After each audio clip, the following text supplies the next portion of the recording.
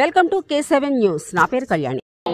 ఇంత పెద్ద డిపో ఇక్కడి నుంచి అరకు కానీ ఇక్కడి నుంచి రంపచోడవరం కానీ 3 నియోజకవర్గాలు కలపడమే కాదు, అలాగే దిగువ ప్రాంతాలకు కూడా వెళ్ళేటటువంటి అవకాశాలు ఉన్నాయి.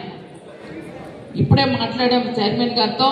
ప్రస్తుతం మనకు కొంత పరిధి వరకే అది ఇచ్చారు, అంటే ఘాట్ సెక్షన్ అన్నది ఇచ్చిన టెక్నికల్ ఇష్యూ ఉంది కనుక కొంత పరిధి వరకే మనకు అది అవకాశం ఇచ్చారండి అని చెప్పారు.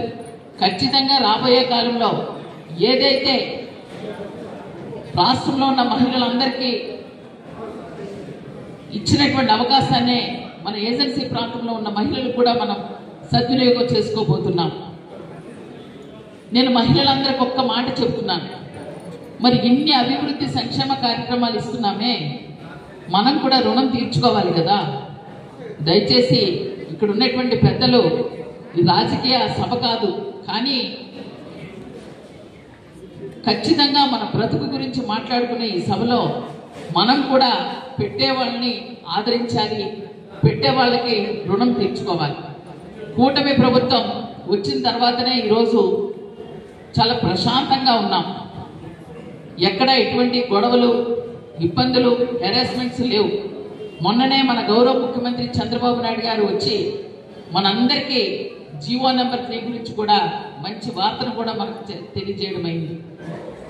అంతేకాదు కాఫీ 30,000 ఎకరాలకి ఈరోజు మన జిల్లా కలెక్టర్ సారు ఆ 30,000 ఎకరాలతో పాటు ఇంకా 1,00,000 చేయాలని చెప్పి మొన్న సార్ చెప్పడంతో ఇంకా మెరుగ్గా మన ఆదివాసీలకు,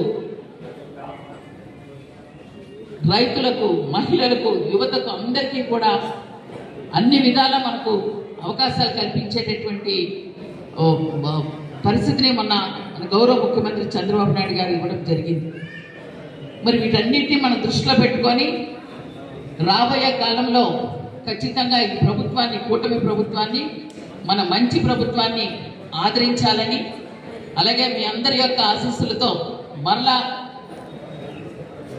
ఇంకా మంచి మంచి పథకాలు ప్రభుత్వం మనకు ఇచ్చేలాగా మనం